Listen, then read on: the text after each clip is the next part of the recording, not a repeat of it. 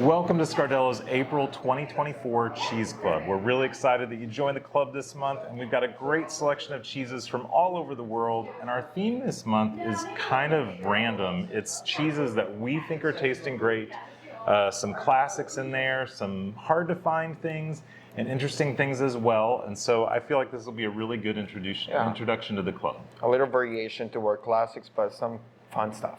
Yeah, so my name's Rich, this is Alejandro. And we're going to be guiding you through this tasting. Hopefully you've got your cheeses out on a board. If not, press pause, get everything out, and we'll be going through our standard selection and also the deluxe selection at the end as well. So accompaniment-wise, one of the things that we threw in here to start, we thought this was a good place, is 33 cheeses. This is a great tasting notes way to track what you like. Yeah. And it will be a good example to keep a track of what you like from your box, maybe month to month, and then next time you come to a shop, at least you got a couple of notes to see what you like, and you can always go from there. It's a good thing to take some notes and know what you like, especially having so many cheeses month to month. That'll be helpful. Absolutely. So our first cheese we've got is Brabander Gouda. This is a goat's milk Gouda from Holland. Betty Koster is the person that selects these wheels and ages them to perfection. Aged about 6 months. It's been a shop favorite since the day we brought it in, and we really wanted to include a really fun goat's milk cheese on the board. Goudas are usually one of people's favorites, especially at the shop. But Brabander, or like you mentioned before, Betty Koster, does this special thing to the Goudas, which is the way she ages the cheese.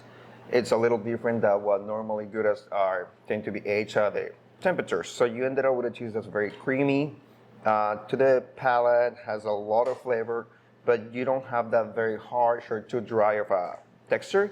Yeah. So most people love that. And then what happens, especially with Brabander, you have this goat's milk that goes through the process of the Goudas. So you end up with something that's very sweet, almost like a candy, but still has that lemony and goaty flavor to it. Yeah, I really love that cheese. The other cheese that our next cheese we have is the most popular cheese in France. This is Comté. And the one that we carry is the Comté Reserve from Essex Street Cheese. Our friends at Essex go and select this cheese based on flavor. And there's a fort where this cheese is aged. There are 100,000 wheels of this cheese in that fort that are taken care of and aged to perfection. And we wanted to include these on the box because it's a great introduction to the club, being the first one, but also it's a great piece of cheese to have in your fridge at all times. It's great for melting, great for cooking. Even if you don't go through the whole piece and have something laying around in your fridge, it'll be good to have for other purposes. Well, and I love this. This wheel's a little bit more savory than the last wheel we had. There's some brothier notes going on in there. There's also that really fun crystallization you have from the aging process. Just a really enjoyable bite. Yeah. And this is also the time where we will point out things like our accompaniments. Everybody in their box will have gotten this from Eat This Jam. It's blackberry and rosemary. This should be a good pairing with the Comté. You have something that's a little more savory, so having that herbaceous note from the rosemary with a little bit of tartness from the blackberry she'll bring a little more other notes from the cheese. Yeah, something nice and sweet to balance that saltiness, which is really great. And this is also a great cheese. If you like cooking, this is a great cheese to melt. I mean, obviously French onion soup would be nothing without this cheese. But also, just if you're roasting, early morning. If you're roasting some broccoli, it's great on that. It's good on almost, like you're saying. Early morning, breakfast, some scrambled eggs, a little of this on top. Makes the best breakfast. So our next cheese that we have is from Spain, and you can see the whole wheel here. This is from a Manchego producer, but you notice that it's got this beautiful golden color. This is called Golden Fleece, and that is because it is a sheep's milk cheese. So we've moved from goat to cow and now sheep. But they have added saffron to this, and saffron is one of those things that anything with saffron in it. I love risotto with saffron.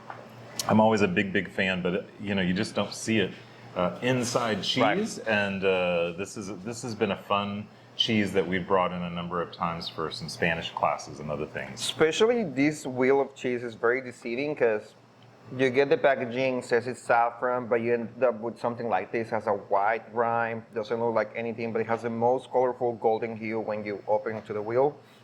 What I like about this cheese is that we're trying to bring something that's more like a standard, a classic cheese, but with a slight twist. And the saffron does this thing to the sheep's milk that almost switches the flavor to it or adds a little more sweetness and floral notes. So it's not too gamey or too meaty or too brothy. And the texture is just great. Not of a very aged manchego, so you don't have those dry and crumbly pieces. Yeah, and I really love the complexity of flavor that the saffron adds to that experience. So if you love manchego, hopefully you'll really love this cheese.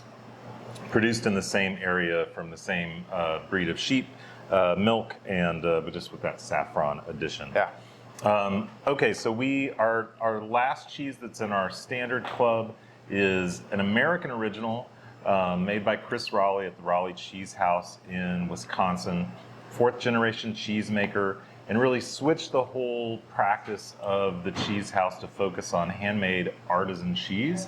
And so he's created an original with Dunbarton Blue. So you can see has a really cool natural rind on the outside. And then if you look at your piece of cheese itself, you're going to notice some needle marks that kind of pierce or go into the wheel.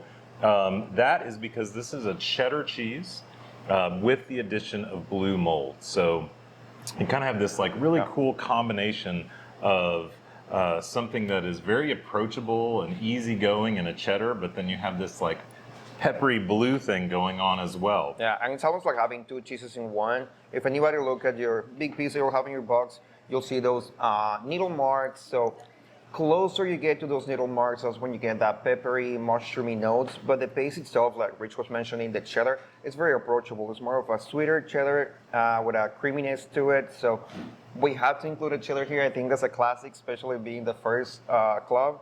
So having something like Dunbarton with a slight twist as well, just like the Golden Fleece, is a great choice.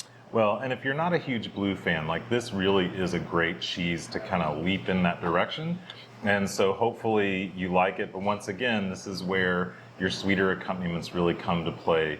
If you're not a big fan of blue cheese, that jam, that is going to be really, really nice with this cheese. So that's what we have in our standard package this month. In our deluxe package, we have a few additions that are also really fun. We've got some crackers from our friends at Alina's included, and another accompaniment. But before we get to that, I do want to talk about a special edition cheese of Willoughby. This is a washed rind cheese from our friends at Jasper Hill in Vermont. They've been making this cheese for 20 years, and so they came out with a special 20-year release of this cheese. The cheese is not only washed in a brine solution, but it's also washed in a locally made maple liqueur. So this is really like a one-of-a-kind. You're not going to find this anywhere, and you probably won't find it again. So a really special treat for our first deluxe club. Yeah, and we wanted to have the first month having a little bit of everything, or at least covering as much categories of cheese as we could. So having a wash rind, which I know it's Rich's one favorite category, we have to have one of them. But the thing about Willoughby is it'll be your gateway stinky cheese. It's not too crazy. Having that maple adds a slight sweetness to it, and also being a cow's milk cheese, the base itself is a little sweet, not too funky, but this cheese is just super decadent. This is definitely the one that you want to sit outside for as long as you can, maybe 30, 40 minutes. The base is going to get super soft, almost like gooey. And with this accompaniment that everybody on the deluxe box has, the sunflower honey, should be a good pairing. Having a little bit of extra texture that comes from the honey with this soft cheese, it'll be great. Yeah, and this Dr. Pescia honey is from Italy. Nomadic beekeeping, so the hives are moved to different pollen sources, and so this is like Alejandro said, a sunflower honey. It's got a really cool granular texture and a wonderful sweetness. It will be good with all of the cheeses in the box. And then our last cheese is another special cheese that we brought in for the club, and this is a brand new cheese to the shop. This one is Swallowtail Tome, so you can see just how rustic the exterior is. A really, really cool rustic cheese. And then when you look at the paste of the cheese, you'll notice this incredible golden color. And that's because these are cows that are out on beautiful green pasture. And anytime you see that beautiful golden color in a cow's milk cheese, you know those cows were out eating fresh grasses. This is from Stony Pond Farm. They've been around for a while, but they've only been making cheese for a handful of years, and this is the first time we've been able to get our hands on it here in Texas, and so we're really excited to be able to share this cool tome-style cheese. And by the way, tome is just a word that means that it's wheel of cheese. A wheel that's got a natural rind. A lot of times it's made in the mountainous region when it's from France or Italy, but a really cool cheese to put in the box. Yeah, it's a special one. I think this is probably the first time we had this in the case, but this is the closest thing to your old style world, the most rustic cheese. You have this very cool looking rind, but when you look at the base, like Rich was saying, it's very golden in color. And the notes of this cheese, or the flavor profile, it's very interesting because you get like buttercream, a little bit of grass, slightly notes of hay, and a little bit of mushroomy. And progression-wise, this is a cheese that we'll probably put at the end because it's so intense in flavor, but the texture to it is still so creamy and very approachable. Super creamy on the palate, really wonderful earthy notes from this beautiful natural rind. So earthy may not be your thing, but if you're wondering, well, what does earthy taste like? Well, this is this is your primer and what that is like. So anyway, that is our amazing selection for our April Cheese Club. Most importantly, we hope that you enjoy the selection, and we hope to see you next month. Thanks so much. Thank you.